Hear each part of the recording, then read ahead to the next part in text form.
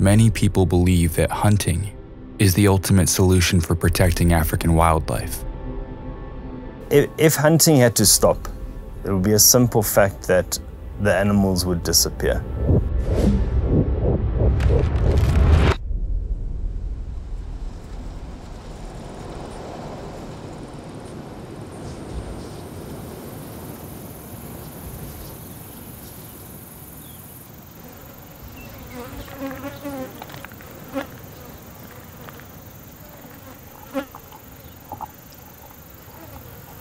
Most of our hunting expeditions begin at the shooting range, and this one was no different.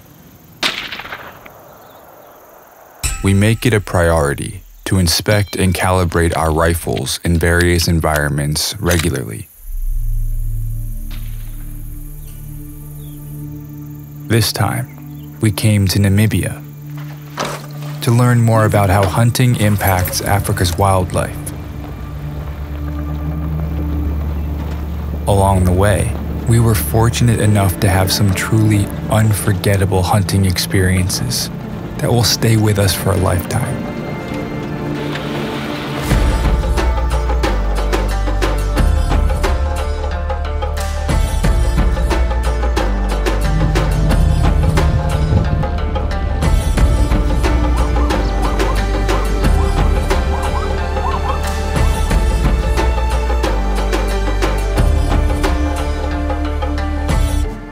So the eagle just flew away and he left his prey in the tree. Welcome to the nature. So welcome to Sney Rivier Lodge, Blaser safaris in Namibia. So we definitely practice ethical and fair chase hunting. We do not hunt near waterholes, from blinds, leave the lodge and vehicles because the area is so large. But when we get to certain areas, we get off the vehicles and then you actually walk and stalk your animals, and this is a perfect hunting experience for anyone. We have a very strict management plan where we count the animals every year.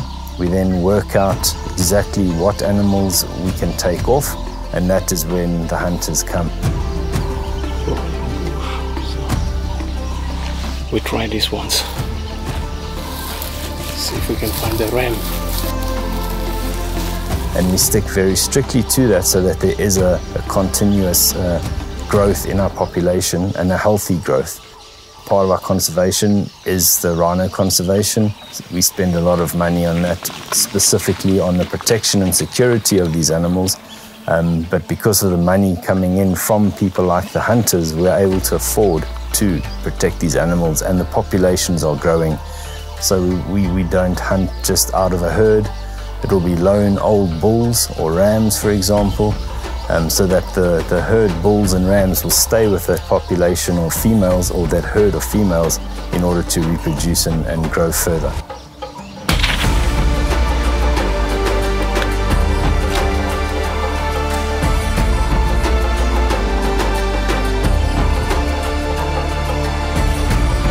After my buddy Nero skillfully harvested his first springbuck, marking an exciting start to our adventure, our sights were set on 3 more magnificent animals: impala, oryx, and the elusive mountain zebra.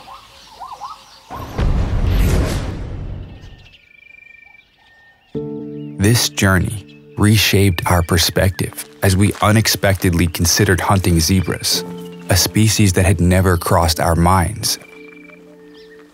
Moreover, it made us realize the crucial role of hunting management in preserving all species, including mountain zebras.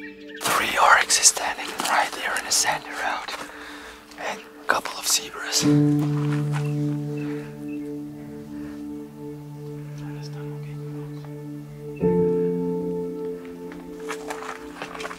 cannot see them anymore. It's either they stand in the thick bush or they are going with the bush. We don't see them anymore. To hunt a mountain zebra is not very easy. They're called a mountain zebra because they are generally up in the hills and the mountains. So first of all, you're going to have to get to where they are without them seeing you, and their eyesight's very good. Them looking down from hills down onto you at the bottom, you got to try and sneak up onto them. Then actually the actual shot can be very difficult because you're shooting at different angles. You're not just shooting at a horizontal line. The zebras are in big herds, therefore there's lots of eyes, and they're very nervous animals. They can be very calm, and until they think that there's a predator, a problem, a hunter, then they'll take off and then they don't stop. They'll carry on going until the next mountain. So to actually get and hunt a zebra is quite a challenge and a difficult one at that.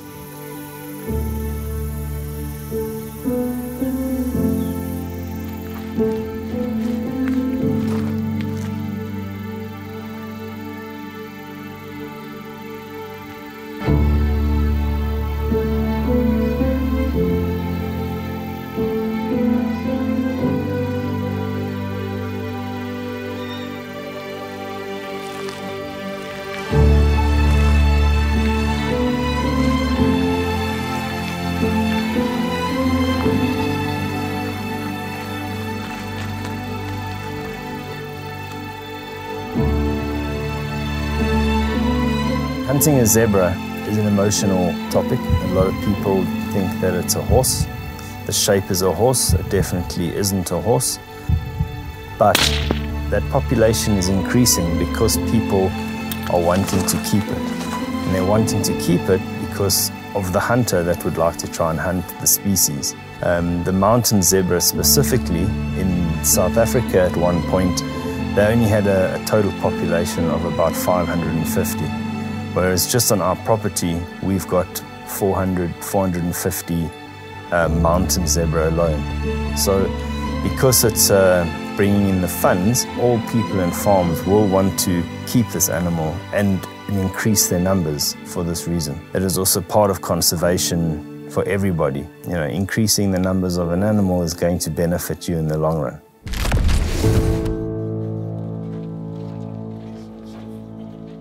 Next, it was my turn to hunt the oryx. Right now we're going on the top of the mountain so we can see all the area around. Already saw the kudu. That's so exciting. 4 giraffes. Eating down here. Welcome to Africa.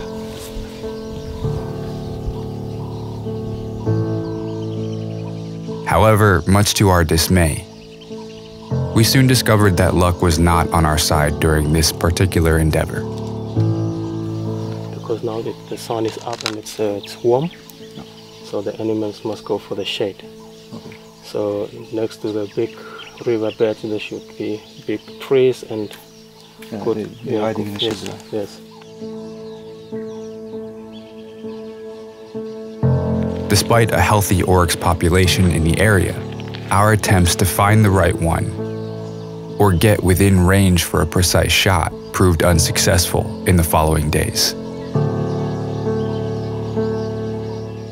Which of the animals are most difficult to hunt?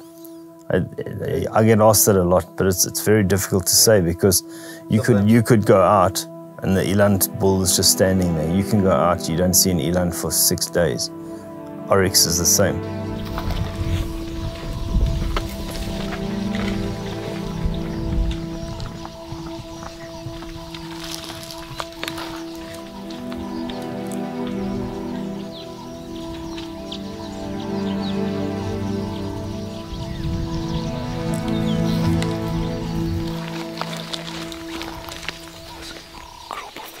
Zebras went away, made so much noise, and probably our animals just...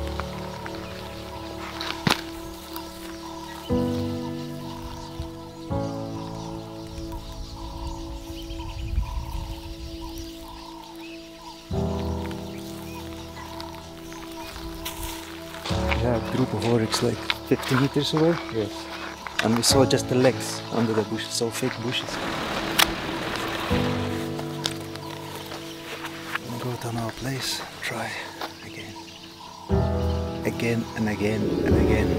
Day number 7, last day. Still didn't found my oryx, so we tried for impala instead. The fair chase and ethical hunting and walking and stalking of animals can make all animals an interesting and a difficult hunt. And that's what we want to do. As hunters, you want to experience that. You want to experience the pH and the tracker using their skills through the bush. So most animals, when hunted properly, can pose a good challenge. That when you eventually get some species, then you do feel gratitude, you feel lucky, you feel that you've done the hard work, that you have actually hunted, and sort of we're all passionate about hunting. It's we don't just do it for bloodlust, we do it because we love it. We do it because we love nature, and we know that in the end it's going to be saving nature for future generations. Each animal we harvest is like a sacrifice that ensures the protection of the broader population. Welcome to Africa.